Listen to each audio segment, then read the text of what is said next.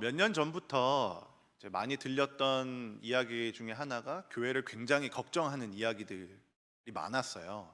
그러니까 코로나 이후로 좀그 교회에 대한 신뢰도도 많이 하락했다는 그 설문조사 같은 것들도 많이 발표가 되었고, 또 이제 저 같은 경우에는 청년 사역을 하고 있는데 교회 내 청년들이 옛날에 비해 많이 사라졌어요. 다음 세대들, 또 청소년들, 청년들이 많이 없어진 것을 피부로 좀 느끼게 돼요.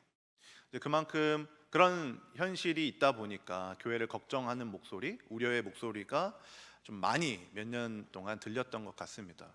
어떤 학자들은 이런 요즘 시대의 한국 교회를 가리켜 이름도 붙였어요.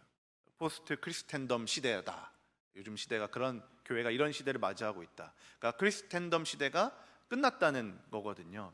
옛날에는 세상이 교회의 메시지에, 교회가 어떤 이야기를 하는지 귀를 좀 기울였고, 그 메시지도 반응하기도 했고, 또 그리스도인들도 나 교회 다니는 사람이야 라고 말만 해도 뭔가 신뢰가 있고, 옛날에는 이제 그랬던 거죠. 그걸 이제 크리스텐덤 시대라고 했는데, 이제 그게 포스트, 지난 거예요.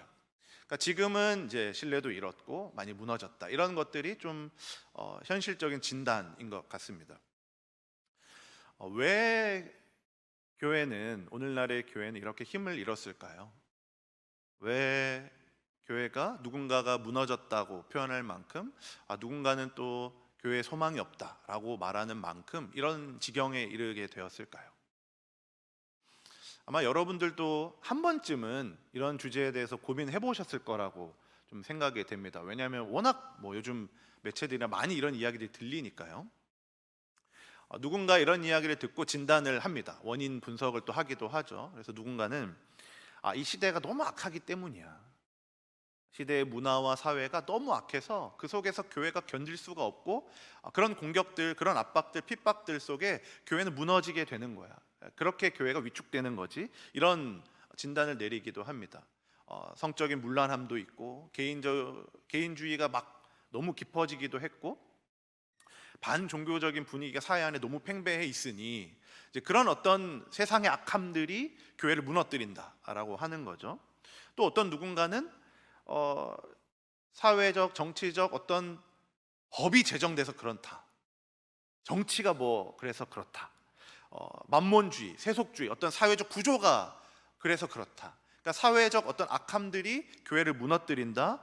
교회와 반대되는 어떤 메시지들이 요즘엔 너무 많아졌고, 그것들이 힘을 받고, 그래서 교회 메시지가 위축되고 교회는 결국 이런 지경에까지 이르게 됐다라는 진단들을 많이 하곤 합니다. 아마 이런 그 진단들이 맞다고 한다면 교회가 결국 사라지는 건 시간 문제일 거라고 생각이 들어요. 왜냐하면 오늘보다 내일 더 세상은 더 악할 거기 때문이죠. 오늘보다 내일 더 개인주의는 심해질 거고, 내일 더 성적인 문란함은 더 심해질 거고, 세속주의, 만몬주의 이런 것들은 내일 더 심하면 심했지, 또 교회에 대한 핍박, 압박, 공격들은 더 심해지면 심해졌지 더 나아지진 않을 거라고 저는 생각하거든요. 그러니 이런 악한 세상 속에 교회는 무너지고 또 사라지는 게 기정사실인 것 같아요. 이런 진단이 맞다면요. 그런데 우리가 좀 한번 이 주제에 대해서 생각해 봐야 되는 부분이 있다면, 이렇게 교회가 무너지는 것이, 이렇게 소망이 없다라는 진단을 받는 이것이 진짜로 세상이 악하기 때문인가? 교회가 이 지경이 된 것이 세상이 악했기 때문인가? 세상이 교회를 공격했기 때문인가? 이 시대가 교회가 어찌할 수 없을 정도로 진짜 악했기 때문인가? 이런 진단함이 옳은가? 한번 좀 깊이 생각해 봐야 할 주제인 것 같습니다. 이 주제를 놓고 에베소 교회를 한번 생각해 보면 좋을 것 같은데요. 에베소서가 지금 쓰여진 이 시대의 교회는 지금 우리 21세기를 살아가는 이 시대의 교회, 이 교회가 놓여진 이 시대보다 훨씬 더 타락했으면 타락했지, 훨씬 더 문란했으면 문란했지, 훨씬 더 공격이 심했으면 심했지, 지금보다 더 나은 시대는 아니었어요. 바울은 지금 21세기보다 훨씬 더 심한 공격과 훨씬 더 심한 무너짐이 있는 이 시대를 가리켜 오늘 14절에서 이런 시대라고 좀 진단을 내리는데요. 제가 한번 읽어드릴게요. 이는 우리가 이제부터 어린아이가 되지 아니하며 사람의 속임수와 간사한 유혹에 빠져 온갖 교훈의 풍조에 밀려 요동하지 않게 하려 함이라. 그러니까 바울은 이 시대를 속임수가 넘치고 간사한 유혹이 있고 온갖 교훈의 풍조가, 교회가 말하는 메시지가 아닌 교훈의 풍조들이 판치는 시대라고 바울은 진단하는 거예요. 그러니까 지금 이 21세기 시대보다 어쩌면 더 심한, 더 무너진 시대가, 더 악한 시대가 그때였다는 거죠. 단편적인 예로 지금 에베소서인데, 에베소에 우리가 잘 아는 건축물 하나가 있어요. 7대 불가사의 중에 하나인 아르테미스 신전이 에베소에 있습니다. 이 신전 주위에는 이런 표현이 좀 그렇지만 온갖 잡신들을 섬기는 일들이 많이 일어났어요. 그리고 이 신전 안에는 잘 알다시피 이 신전에서 예배하고 이 신전에서 신을 노래하는 행위 자체가 성적인 관계를 맺는 것이었습니다. 그러니까 이 신전에서부터 시작된 이 성적인 문란함들이, 그래서 신전 안에는 막 공식적인 창기들이 많았잖아요. 그러니까 신전에서부터 시작한 이런 문란함들이 결국 사회 곳곳으로 퍼져갔고, 지금이랑 사실상 비교할 수 없는 문란함들이 사회 전반적으로 깔려 있던 게 이 에베소입니다. 그러니까 우리가 지금 21세기를 살아가며 이 시대를 좀 볼 때, 야, 참 너무 타락했고 성적으로 문란한 시대라고 하지만, 이때 2000년 전과 비교하면 굉장히 건전한 시대가 요즘 시대인 거예요. 동의하기는 어려우시죠? 네, 아무튼 그런 시대가 지금보다 훨씬 더 무너진 시대가 그때예요. 그것뿐만이 아니라 에베소는 지금이랑 또 비교할 수 없는 마술, 주술, 미신들이 많았던 곳입니다. 우리가 잘 아는 그 사도행전 19장에 보면 이제 바울이 막 복음을 전하다가 그 복음을 받아들인 마술사들이 등장하고, 그 마술사들이 자기가 업으로 삼았던 마술책들을 불태워버리는 이런 사건이 사도행전 19장에 있지 않습니까? 그때 불태웠던 마술책의 가치가 은 5만 드라크마라고 하고, 그걸 이제 요즘으로 환산하면 한화로 50억 정도 되거든요. 그러니까 그 정도 금액이 에베소에 있었을 만큼, 그만큼 미신과 주술이 많았던 도시가, 그 시대가 이때 당시의 시대예요. 그것뿐만이 아니라 문화도 지금보단 비교할 수 없죠. 헬레니즘이나 쾌락주의가 그때는 너무 팽배했던 시대였고, 교회를 향한 직접적인 공격도 있었던 시대입니다. 바울도 에베소에서 복음을 전하다가 유대인들이 이제 예수 믿는 사람들을 잡아 죽이려고 할 때 겨우 바울도 도망치든지 쫓겨나는 이제 그런 장면이 나오지 않습니까? 그러다가 결국 붙잡혀 가지고 감옥에서 쓴 편지가 오늘 이 에베소서잖아요. 그러니까 그 당시는 사실 지금이랑 비교할 수 없을 타락한 문화를 가지고 있었고, 교회를 향해 문화적이고 사회적이고 직접적인 공격도 너무 많았던, 핍박이 있었던 시대입니다. 그런데 그런 시대에 교회가 살고 있었단 말이에요. 근데 교회는 그런 아주 지금이랑 비교할 수 없는 악한 시대를 살아가면서 무너지지 않았어요. 오히려 교회는 더 능력이 있었고, 교회에서 전하는 메시지에 힘이 있었고, 말씀이 흥왕했고, 많은 사람들이 교회로 몰려드는 일들이 일어났습니다. 더 악한 시대에 교회는 더 흥왕했던 거예요. 그러니까 교회는 문화가 타락했기 때문에, 외부의 압박이 거셌기 때문에, 교회를 향한 어떤 위협이 있기 때문에, 어떤 사회적 제도와 사회적으로 통용된 어떤 메시지가 교회와 달랐기 때문에, 그런 것들 때문에 교회는 무너지지 않습니다. 역사적으로 증명된 사실 아닙니까? 지금보다 더 악한 시대를 보냈던 초대교회는 더 강해졌잖아요. 그 강해진 말씀을 우리까지 받은 건 아닙니까?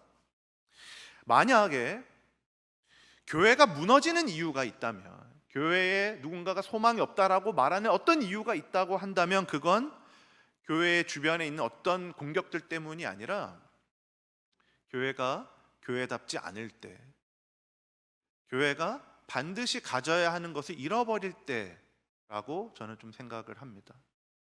그런 면에서 바울은 오늘 이 에베소 교회에 편지를 하며 이렇게 말하는 거예요.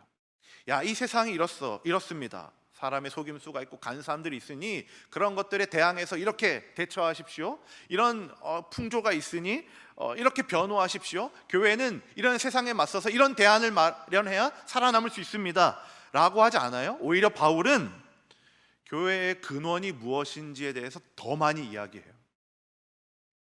교회가 무엇으로 이루어져 있는지, 반드시 교회에게 있어야 할 것은 무엇인지 바울은 이 에베소서를 통해 그걸 말해줍니다. 이 교회 안에 반드시 있어야 하는 것이 아주 함축적으로 잘 담겨 있는 게 이제 오늘 우리가 읽은 15절이에요.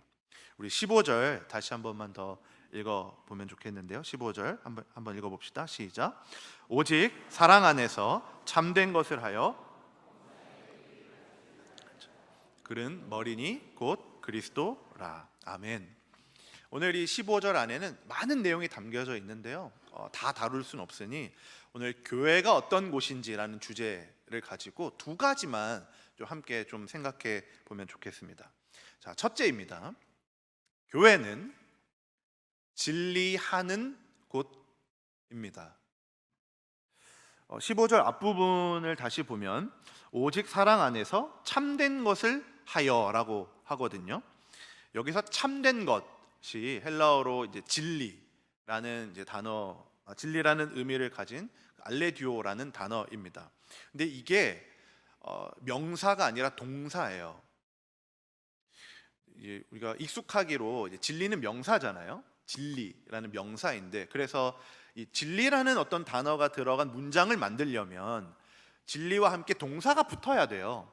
그러니까 진리를 말하다라든지 진리를 행하다라든지, 그러니까 어떤 다른 동사들이 붙어야 문장이 자연스럽지 않습니까? 근데 그래서 이제 오늘 개역개정 같은 15절 같은 경우에도 참된 것, 여기 이제 알레디오라는 진리거든요. 참된 것을 하라고, 하여라고, 하다라는 동사를 붙였잖아요. 그러니까 또 최근 번역인 우리말 성경이나 영어 ESV 버전을 보면 진리를 이 본문을 표현하면서 말하다로 표현하거든요. 그러니까 참된 것을 말하라고. 영어로는 ESV는 speaking the truth 이런 식으로 이제 번역을 해놨어요. 그런데 이제 바울은 굉장히 의도적으로 다른 동사를 이 진리라는 단어 앞이나 뒤에 붙이지 않습니다. 그냥 이것만 동사 형태로 쓰고 있어요. 그러니까 이걸 잘 반영해서 이제 제가 번역한 게 진리하다라고, 이제 굉장히 어색한 번역이에요. 진리하다. 이런 거예요. 교회가 가진 어떤 진리가 있어요. 교회가 가진 진리가 있는데 교회는 이 진리를 하는 거예요. 동사로 진리하다. 그러니까 이 진리함은 말이 될 수도 있고 행동이 될 수도 있고 말과 행동을 뛰어넘는 무언가가 될 수도 있습니다. 내 생각과 판단과 기준이 진리함이 될 수도 있고, 그러니까 내 생각에, 내 판단에 하는 근거들이 진리가 되는 거죠. 진리로 생각하고 진리로 판단하고 진리가 내 모든 것들이 기준이 되고, 그래서 때로 진리로 말하고 진리로 행동하고 진리가 내 손발이 되는 것, 이런 게 이제 다 통틀어서 진리하다예요. 이 동사입니다. 진리함. 그것이 나타나는 것이든 말이나 행동처럼 드러나는 것이든 드러나지 않는 것이든 생각과 기분과 행동이나 이런 것이든 모든 것에 진리가 적용되는 것, 진리가 작동하는 것, 진리로 살아내는 것, 이게 진리하다, 바울이 쓰는 동사예요. 교회는 진리해야 합니다. 자, 그런데 그렇다면 여기서 말하는, 바울이 말하는 진리가 뭔지 좀 생각해 봐야겠죠. 이 진리가 뭔지. 바울은 에베소서 전체를 통해 진리에 대해 이렇게 정의를 좀 내리는데 두 부분을 좀 살펴보려고 해요. 첫 번째는 에베소서 1장 13절입니다. 제가 한번 읽어드릴게요. 그 안에서 너희도 진리의 말씀 곧 너희의 구원의 복음을 듣고 그 안에서 또한 믿어 약속의 성령으로 인치심을 받았다고 해요.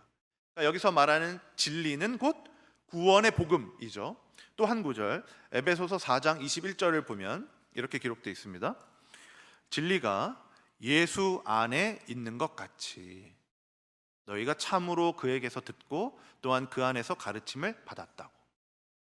그러니까 진리는 예수 안에 있는 것이라고 바울은 말해요. 그러니까 이 둘을 좀 종합해 보면 이렇게 한 문장으로 내릴 수 있을 것 같아요. 바울이 말하는 진리는 예수 안에 있는 구원의 복음이다. 예수 안에 있는 구원의 복음이 바울이 말하는 진리라는 거예요. 그러니까 교회는 진리하는 곳이라고 했잖아요. 그리고 이 진리는 예수 안에 있는 구원의 복음이라고 한다면 교회는 예수 안에 있는 구원의 복음을 하는 곳이어야만 합니다. 교회는 예수 안에 있는 구원의 복음을 말하는 곳이고 예수의 복음을 행하는 곳이고 예수의 복음으로 판단하고 복음으로 생각하고 복음으로 사는 곳, 이게 교회예요. 이게 교회이고 교회가 반드시 잃지 말아야 할 것입니다. 진리하는 것. 교회는 모든 것들의 기준이 복음이 되는 곳이어야만 합니다. 교회된 우리 그리스도인도 마찬가지예요. 교회에 모였을 때만 그렇게 하는 게 아니라 우리도 마찬가지입니다. 우리가 교회라고 할 때 우리 삶의 모든 것도 복음이 기준되어야 하는 거죠. 복음으로 생각하고 복음으로 판단하고 복음이 기준되고 복음으로 말하고 복음으로 생각하고 복음이 내 손과 발을 통해 드러나고, 이 진리함, 복음의 진리함이 우리 안에 있어야 되는 거죠. 교회가, 그리스도인들이 반드시 잃지 말아야 되는 것이 이거예요. 진리하는 것. 사랑하는 여러분, 우리에게 이 진리함이 있으십니까? 우리 안에 복음이 담겨져 있어야 돼요. 우리의 손과 발에, 우리의 언어에 복음이 담겨져 있어야 됩니다. 내 판단의 근거가, 내 판단의 기준이, 내 결정의 이유가, 이 선택의 이유가 반드시 복음이어야만 합니다. 모든 것들의, 우리가 살아가는 모든 것들의 기준이 예수 그리스도의 구원의 복음이어야만 합니다.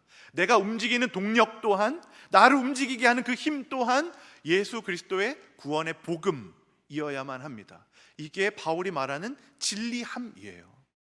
우리가 절대로 잃지 말아야 할 것입니다. 근데 안타깝게도 많은 경우에 우리가 이걸 잃었습니다. 진리가 아닌 것들을 진리로 생각하기도 합니다. 우리 교회는, 우리가 교회라면 우리는 우리의 모든 판단과, 방금 말씀드렸듯이 모든 판단과 기준의 근거가 그리스도의 복음이어야만 하는데, 그것이 진리인데 우리가 살아가다 보면 그게 진리인데, 교회는 우리가 따라야 할 진리인데 그 진리의 자리를 다른 것이 대체하는 경우가 있는 거예요. 특별히 그 자리를 복음이 아니라 내가 되는 경우들이 많아요. 내 감정이, 내 기분이 기준이 되고, 또 내가 살아보니까, 경험해보니까 라는 것도 있어요. 삶의 지혜들이죠. 40년, 50년, 60년, 70년 살다 보니 생긴 그 어떤 경험들, 연륜들, 노하우들이 그 진리의 자리를 대체하기도 하는 거예요. 그 대체된 무언가로 모든 것들을 결정하고 판단하고 기준으로 삼고 말하고 행동해요. 물론 삶의 노하우들, 경험들, 연륜들 이런 걸 무시할 수는 없고, 물론 그런 것들 안에도 좋은 지혜들도 굉장히 많습니다. 그런데 교회는, 그리스도인은 우리가 아무리 위대한 경험을 하고 아무리 위대한 지혜를 가지고 아무리 위대한 판단과 위대한 기준을 가지고 있다고 하더라도 그 모든 내가 가진 것들이 예수의 복음 위에 있지 않다는 것을 고백하는 곳이 교회입니다. 내가 아무리 위대하더라도 내 모든 위대함보다 더 위대하신 것이 예수의 복음이라는 고백이 있는 것, 그게 교회이고 그리스도인인 거예요. 이걸 고백하는 자들이 우리들이어야만 합니다. 우리에게는 관성대로 살고 싶어하는 본능이 있어요. 우리가 수십 년간 살면서 만들어낸 어떤 판단의 근거들, 경험으로 쌓여진 기준들, 이런 것들이 우리 안에 있잖아요. 그런 것들을 지켜내고 싶어하는 관성이 있어요. 그러니까 왜냐하면 우리라는 캐릭터 자체가, 우리라는 존재 자체가 시간이 만들어주는 거잖아요. 삶의 경험들이 쌓이고 어떤 역사들이 쌓여서 나라는 존재가 지금 있으니까, 나라는 존재는 그 존재를 만들어낸 시간 속에 만들어진 무언가를 계속 지켜내고 싶어해요. 그런 관성이 있어요. 그래서 그것대로 하던 대로 살아온 대로 결정하는 본능이 있는 거죠. 그렇게 만들어진 무언가로 결정하고, 하던 대로 판단하고, 하던 대로 말하고, 하던 대로 사람을 대하고, 하던 대로 사는 거죠. 이게 우리 안에 무시할 수 없는 본능처럼 자리 잡고 있는 관성이에요. 그렇게 하던 대로 회사를 운영하고, 경험과 쌓여진 축적된 무언가로 회사 생활을 하고, 사람을 대하고, 하던 대로 무언가를 하는 것들이 우리에게 너무 익숙합니다. 그렇게 우리는 세상의 흐름이 흘러가는 대로 동참하고, 세상의 흐름에 흘러가는 휩쓸린 대로 하던 대로 또 살아가고, 그렇게 사는 것이 지혜라고 말하기도 하고, 다들 이렇게 사니까 나도 이렇게 산다라고 말하기도 합니다. 그렇게 쌓여진 세상의 흐름에 동참하는 시간이 많아지면 많아질수록 그것이 지혜라고 말하고, 그것이 잘 사는 길이라고 말하고, 그것이 성공하는 길이라고 말하는 하던 대로의 관성들이 우리 안에 있는 거죠. 그 안에 진리로 결정하는 것, 복음으로 결정하고, 복음으로 생각하고, 복음으로 판단하는 일은 사라지는 거예요. 우리는 교회로서, 그리스도인으로서 진리가, 진짜 참 진리가 우리에게 진리함으로 계속 작동해야 되는데, 그 진리가 다른 진리, 내가 만든 진리로 작동하는 거예요. 계속. 그렇게 우리는 하던 대로, 아주 쉬운 예를 들면 하던 대로 끝없는 줄 세우기에 동참해 있고, 끝없는 경쟁에 나도 들어가 있고, 내 자녀도 밀어넣고 있는 게 우리들 아닙니까? 하던 대로. 우리가 정말 교회라면, 우리가 정말 그리스도인이라면, 복음으로 진리, 그 진리된 복음으로 진리함이 없이 진리가 아닌 것들로 판단하고 결정하고 살아간다. 만약 그렇게 살아간다면, 복음으로 진리하지 않고 나의 것으로, 내가 만든 무언가 다른 진리로 판단하고 결정한다면, 그건 교회가 아니에요. 그건 그리스도인이 아닙니다. 만약 그 결과가, 그렇게 살아간 결과가 아무리 좋다고, 좋은 결과가 나올 수 있잖아요. 우리의 연륜과 지식을 무시할 수 없는 이유가 그것 아닙니까? 좋은 결과가 나와요. 원하는 것들 막 얻습니다. 그 결과들이 아무리 좋아 보이더라도, 아무리 좋더라도 그 안에 복음의 진리함이 없이 하는 모든 것들은 우리가 교회가 아님을 반증하는 것일 뿐입니다. 좋은 것 얘기가 나와서 섬김과 봉사 같은 것들, 교회 안에서도, 교회 안에 우리가 많이 섬기기도 하고 봉사도 하잖아요. 그런 것들도 마찬가지예요. 봉사하는 것, 섬김하는 것, 섬기는 것 너무 좋은 일이에요. 우리 교회에 많은 봉사의 손길이 필요합니다.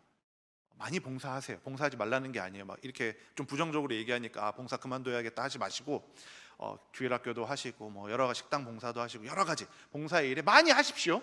그러나 그게 좋은 것들이잖아요. 너무 좋은 것들인데, 그저 복음의 진리함이 없이 그저 관성처럼 하던 대로 봉사하고, 하던 대로 섬기고, 그렇게 한다면 그건 교회가 아니라는 거예요. 그건 그냥 복지관이나 문화센터나 똑같은 거예요.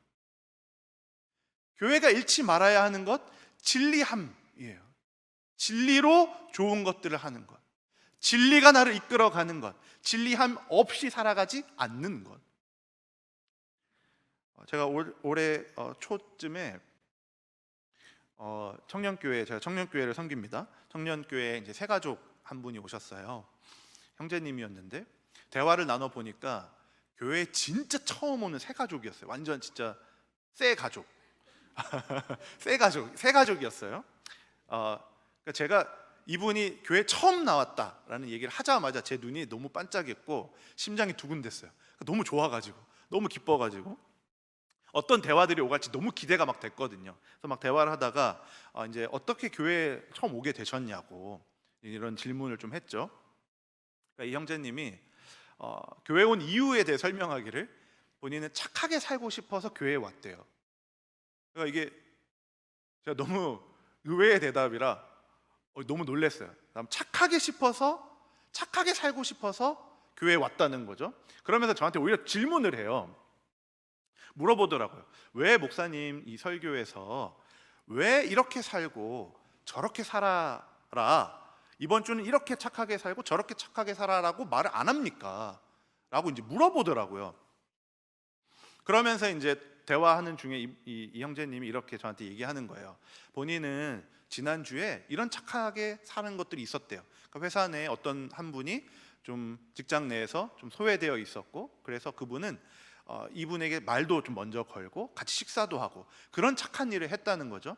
그러면서 다음 주에는 어떤 착한 일을 해야 되는지 너무 궁금하다는 거예요. 그걸 설교를 통해서 좀 듣고 싶다. 그래서 교회로 왔다. 이렇게 말씀하시는 거예요. 제가 이 형제와 굉장히 많은 이야기를 좀 오랜 시간 나눴는데 이런 이 대화를 좀 나눴어요. 제가 좀 들려드릴게요. 조금 약간의 각색은 좀 있고 오늘 본문이 좀 녹아진 각색들이 좀 있는데 대체로 이런 대화들이었어요. 이렇게 좀 들려드렸어요.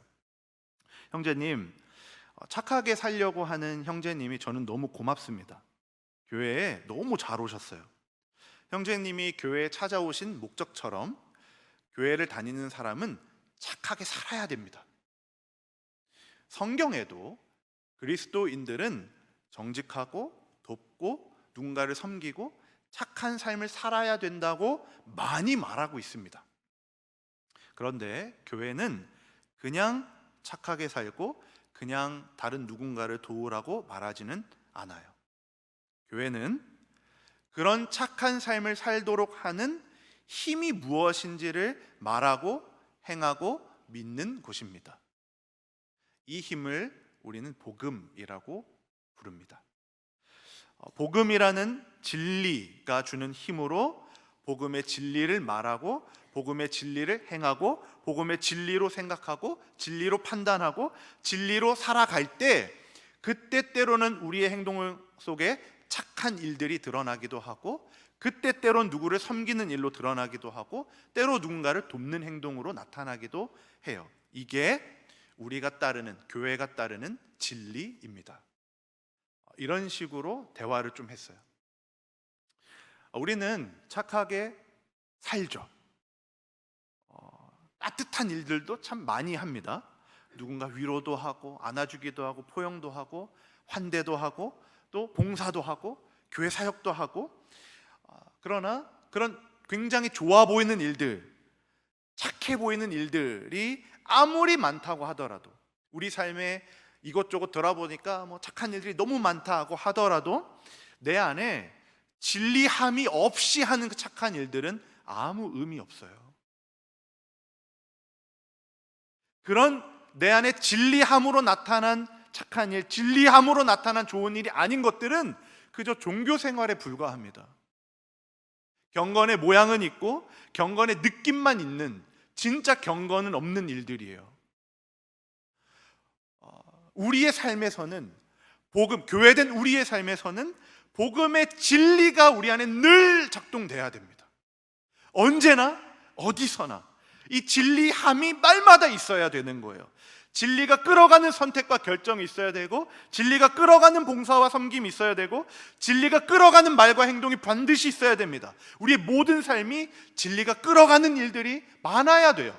아니, 모든 것들이 그래야 됩니다. 그게 교회예요. 그게 그리스도인입니다. 사랑하는 여러분, 우리 안에 이 예수의 복음, 구원의 복음이 작동하는 일들이 많아지기를 소원합니다. 진심으로 우리의 삶에 그저 종교 생활에서 넘어서서 우리의 머리끝부터 발끝까지 예수의 복음이 가득 차고, 그래서 그 진리가 우리로 하여금 진리하도록 하는 일들이 저와 여러분 안에 많아지기를 정말 진심으로 축원합니다. 이게 첫 번째예요. 교회는 진리하는 곳입니다. 자, 그런가 하면 두 번째가 있는데요. 교회는 사랑이 있는 곳입니다. 사랑 안에 있는 곳입니다. 자, 15절 다시 보겠습니다. 15절에 상반절에 이렇게 말하죠. 오직 사랑 안에서 참된 것을 하라고. 그리고 범사에 그에게까지 자라고 그는 머리니 곧 그리스도라라고 해요. 그러니까 사랑 안에서 참된 것을 하래요. 우리가 첫 번째로 참된 것이 무엇인지 봤잖아요. 진리하다인데 이걸 사랑 안에서 하래요. 그러니까 영어로는 speaking the truth인데 speaking the truth 진리하는 건데 그 뒤에 in love가 붙었어요. 그러니까 사랑 안에서 진리하라는 거예요. 진리하긴 하되 사랑 안에서 하라는 거예요. 자, 먼저 이 말을 이런 식으로 한번 생각해 볼 수 있을 것 같아요. 우리가 진리한다라고 이제 우리가 진리하기를 원하고 이제 진리하려고 막 하다 보면 어떤 때로는 내 생각과 판단과 기준이 진리가 작동해서 보이지 않는 것들로 내가 진리하는 경우도 있을 텐데 때로는 그 진리함이 보여지는 것으로 누군가 대상을 향한 것으로도 나타날 수 있잖아요. 쉬운 예를 들면 어떤 말을 할 때 누군가에게 어떤 행동을 할 때 대상을 향한 진리함이 있을 수 있는 거예요. 아주 쉬운 예로 누군가를 딱 봤는데 그 사람의 보여지는 모든 어떤 것들에 복음으로 진리함이 없는 거예요. 교회에서 막 누군가를 봤는데 어떤 집사님을 봤는데 저거는 진짜 내가 가득한 저 사람의 자아가 너무 가득한 건데 라는 어떤 판단이 들 수 있죠. 그래서 막 진리함으로 막 생각했을 때 저 사람에게 좀 조언을 줘야겠다, 권면을 좀 해줘야겠다라고 생각할 수 있잖아요. 그러면 내 말로 내 행동으로 진리함이 그렇게 드러나기도 하는 경우가 있죠. 그렇게 내가 어떤 조언자로서 권면자로서 할 때 이 사람에게 조언을 하고 권면할 때 그 안에 사랑 안에서 하라고, 사랑하면서 하라고, 사랑이 없으면 하지 말라는 거, 사랑 안에서 진리를 행하라는 것으로 해석해 볼 수 있을 거예요. 그런데 오늘 이 본문에서 바울이 말하는 사랑은 그런 내가 막 사랑하고 내가 어떤 사랑을 해내고 사랑하니까 뭘 하고 안 하니까 그런 사랑, 나의 어떤 사랑이 아니에요. 오늘 본문에 말하는 사랑은 내 사랑이 아닙니다. 물론 에베소에서 그런 사랑들 있잖아요. 서로 사랑하고 나도 널 사랑하고 너도 날 사랑하는 이제 이런 주제들이 에베소서에는 굉장히 중요한 주제 중에 하나거든요. 그러니까 바울이 에베소서를 통해 교회가 연합하고 서로 사랑하기를 힘써라고 많이 말하는 거예요. 그게 중요한 주제예요. 그런데 바울은 에베소서를 통해 훨씬 더 중요한 주제 하나를 가르쳐 주는데 훨씬 더 우리가 하는 그런 어떤 연합과 사랑보다 훨씬 더 근원적이고 본질적인 사랑에 대해서 먼저 이야기해요. 에베소서 안에 우리는 몸된 지체들이라고, 그러니까 몸된 지체이기 때문에 연합하고 사랑하라고 말하거든요. 그러나 바울이 항상 그 앞에 먼저 얘기하는 것, 머리를 얘기합니다. 우리는 몸된 지체인데 그리스도가 머리된 몸된 지체들이라고 얘기해요. 그러니 에베소서의 진짜 주제는, 진짜 가장 중요한 주제는 모든 것들이 그리스도를 향해 하고 있는 것이에요. 오늘 이 15절에서 말하는 사랑도 마찬가지예요. 여기서 말하는 사랑은 내 사랑이 아닙니다. 여기서 말하는 사랑은 예수의 사랑이에요. 예수의 사랑 안에서, 그 사랑 안에서 구원의 복음의 진리를 하라고 하는 거죠. 이것이 왜 예수의 사랑이냐면 다른 본문을 보면 알 수 있는데 바울이 에베소서를 쓰면서 사랑 안에서 이런 표현을 할 때 언제나 그리스도의 사랑을 먼저 이야기해요. 에베소서 3장 17절에서 19절 보면 이렇게 기록되어 있어요. 믿음으로 말미암아 그리스도께서 너희 마음에 계시게 하시옵고 너희가 사랑 가운데서 뿌리가 박히고 터가 굳어져서 18절 능히 모든 성도와 함께 지식에 넘치는 그리스도의 사랑을 알고 19절 그 너비와 길이와 높이와 깊이가 어떠함을 깨달아 하나님의 모든 충만하신 것으로 너희에게 충만하게 하시기를 구한다고 해요. 그러니까 우리가 어떤 진리를 하고 진리함이 있고 어떤 사랑 안에 우리가 있어야 되는데 그 모든 것들의 뿌리는 결국 그리스도의 사랑이라는 거예요. 그리스도의 사랑이 우리의 뿌리가 되는 거죠. 그래서 우리가 서로 사랑하기 이전에 그 예수의 사랑의 넓이와 길이와 높이와 깊이가 얼마나 깊고 넓은지를 알라는 거예요. 그렇게 아는 만큼 너희의 충만한 것들로 사랑이 드러나라는 거죠. 에베소서 5장 1절 2절도 마찬가지인데요. 한번 제가 또 읽어드릴게요. 그러므로 사랑을 받는 자녀같이 너희는 하나님을 본받는 자가 되고 2절 그리스도께서 너희를 사랑하신 것 같이 너희도 사랑 가운데서 행하라. 우리가 먼저 하나님의 사랑을 받는 자녀이라는 걸 아는 것, 그리고 그리스도가 너희를 사랑한 것 같이 너희도 사랑하라는 거예요. 그러니까 바울이 말하고 있는 이 사랑은 내 사랑이 아닙니다. 내가 뭐 사랑할 만하면 사랑하고 사랑할 만하지 않으면 멈추고, 그런 내가 막 애써서 사랑하고 열심히 수고하고 내가 없는 사랑 막 쥐어짜 내가지고 사랑할 수도 없는 내가 막 사랑을 막 쥐어짜서 사랑하고, 이런 나의 어떤 사랑이 아니에요. 먼저 바울이 말하는 건 먼저 그리스도의 사랑 안에 있으라는 거예요. 그 그리스도의 사랑 안에서 그분이 주시는 그 진리를 행하라는 거죠. 그 사랑의 깊이를 알고 내가 받은 그 사랑이 얼마나 아름다운지를 알고 그 사랑으로 인한 복음의 감격이 있고 얼마나 깊은 그 진리가 주는 기쁨과 감사를 깨닫고 그 사랑이 나를 완전히 회복시켜서, 그래서 그 예수의 사랑 안에 그 사랑이 어떻게 진리하게 하시는지를 경험하라는 것. 그렇게 그 사랑 안에서 진리하게 하시는 것들을 경험하며 그리스도의 장성한 분량에 이르기까지 자라나는 거예요. 그게 바울이 15절에서 말하는 겁니다. 그러니까 우리가 지금까지 아까 첫 번째로 말씀드렸던 진리가 아닌 것들 있잖아요. 나의 자아와 나의 어떤 것들, 그런 것들이 버려지고 그런 것들이 내려놓아지고 진짜 복음의 진리를 가지고 그 진짜로 진리하기 위해서는 우리가 예수의 사랑 안에 있어야 되는 거죠. 예수의 사랑 안에 있을 때 우리는 우리의 인격을 그 사랑 때문에 다듬어 가게 되고, 그 사랑 때문에 서로 연합하게 되고, 그 사랑 때문에 하나가 되고, 그 사랑 때문에 사랑할 수 없는 누군가를 사랑하고, 그렇게 우리는 그 사랑 안에서 그 사랑이 주는 진리로 진리하게 되는 거예요. 이게 16절에서 말하는 거예요. 그리스도의 장성한 분량에, 사랑 안에서 그리스도의 장성한 분량에 이르는 과정들인 거죠. 온전한 사람을 이루어가는 과정들이래요. 모든 것들이 그 사랑 안에서 이루어지는 거예요. 우리는, 교회는, 그리스도인은 예수의 사랑 안에 있어야 됩니다. 그리고 그 사랑이 주는 그 사랑 안에서 진리를 해야 돼요. 진리함이 있어야 돼요. 그러면 중요한 부분, 이 사랑 안에서 이 사랑이 무슨 사랑인지를 알아야 돼요. 이 사랑이 어떤 사랑인지를 알아야 그 사랑 안에 있는 내가 그 사랑이 주는 어떠한 것들을 가지고 진리할 수 있게 되잖아요. 이 사랑이 뭔지 알아야 우리는 진리할 수 있게 돼요. 이 사랑이 어떤 사랑인가 알아야 됩니다. 이걸 모르면, 이 사랑 안에 있는 것이 뭔지를 모르면 아주 쉽게 우리는 내 사랑으로 사랑하게 돼요. 그러니까 예수의 사랑인데 이 예수의 사랑이 뭔지 모르면 아주 쉽게 우리는 본성대로 내가 경험한 사랑, 내가 알고 있는 사랑으로 사랑하게 돼요. 그렇게 또 진리를 막 하려고 합니다. 그게 아니에요. 이 사랑이 뭔지 알아야 됩니다. 요즘 시대는 감각이 굉장히 민감한 시대예요. 무슨 말이냐면 감정이 굉장히 중요하고 느낌이 중요한 시대라는 거예요.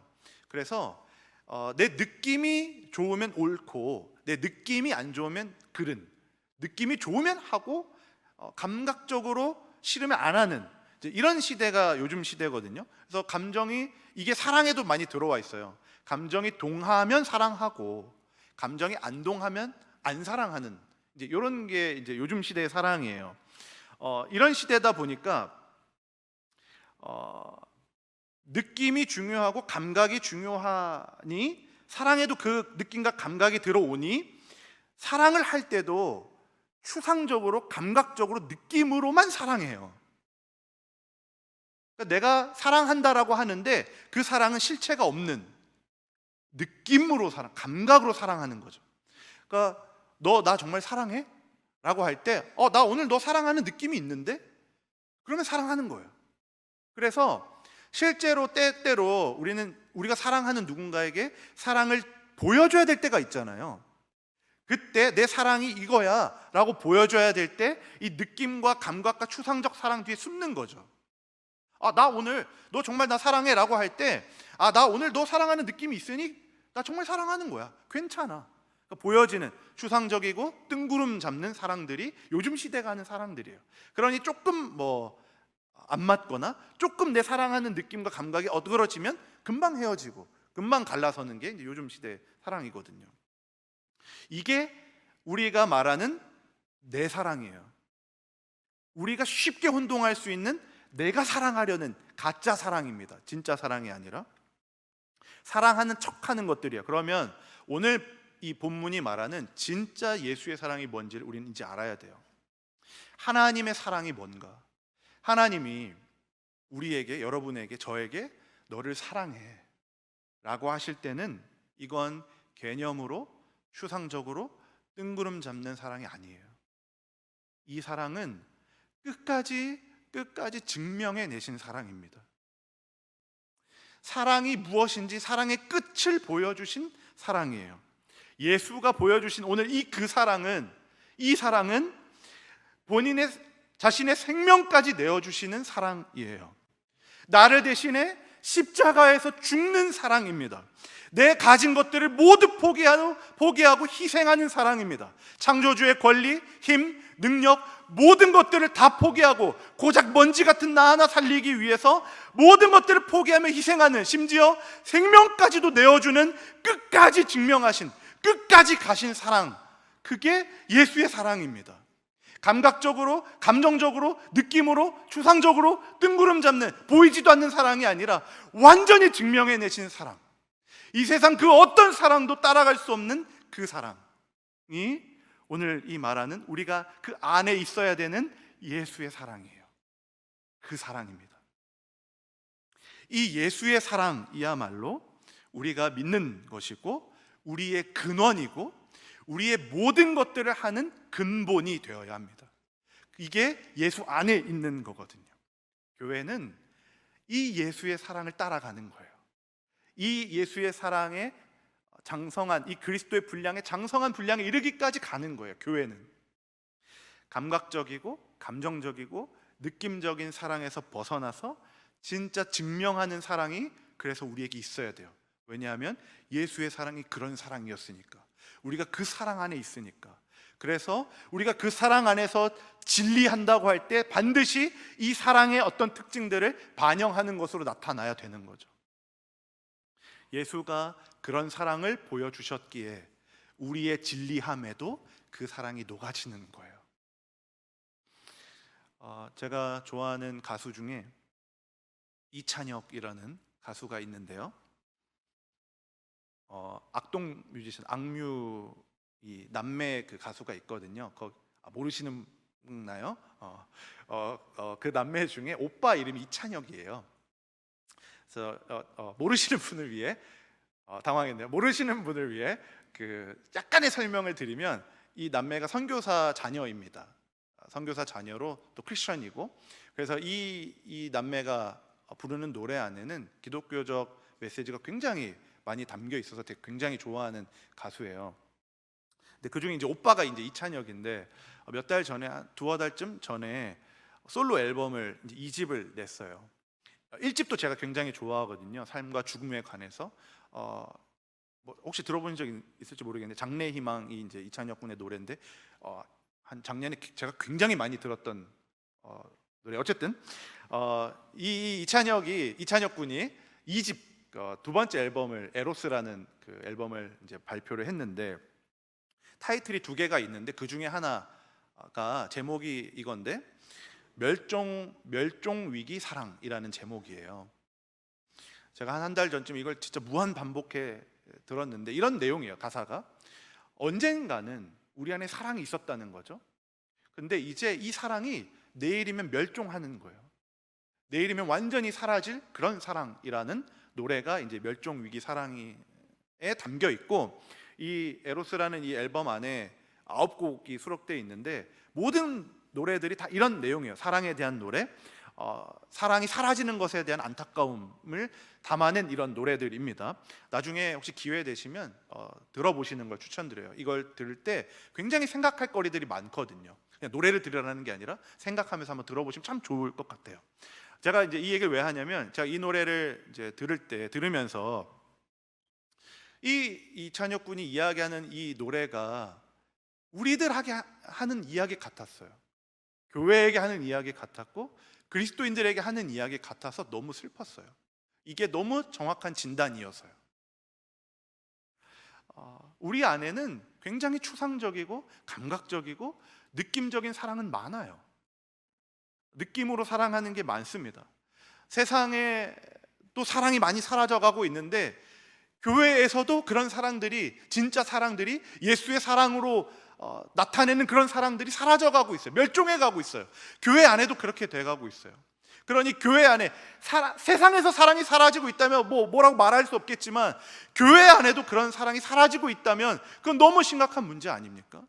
그러니 우리 교회 안에 그거 감각적이고 추상적인 사랑만 있으니, 진짜 사랑이 멸종해가고 있으니 서로 편이 갈라지고 서로 정죄와 판단이 난무하고 서로 상종하지 않으려고 하고 용서하지 않고 용납하지 않고, 그런 것들이 우리 안에도 많은 것 아닙니까? 그런 이찬혁 군의 노래가 오늘 이 시대의 교회를 향해 말하는 것 같았거든요.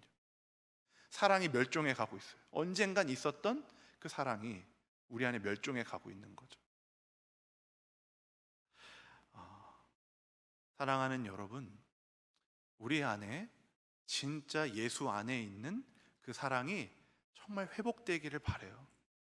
교회가 반드시 잃지 말아야 되는 것이 있다면, 가장 교회에 근원 내는 것이 있다면 그건 예수의 사랑입니다.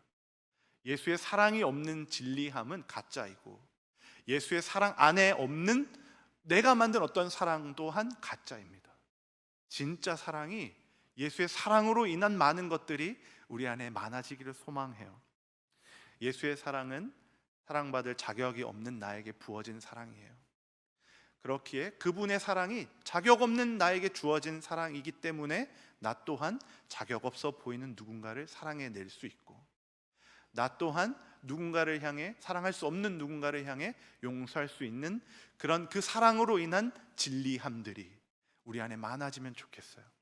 사랑하는 여러분, 예수의 사랑 안에 깊이 들어가고 그 사랑을 깊이 깨닫고 그분의 사랑의 넓이와 깊이를 잘 알아서 그 사랑 안에서 나도 그 사랑을 증명해내는 그런 사랑이 우리 안에 많아지기를 소원합니다.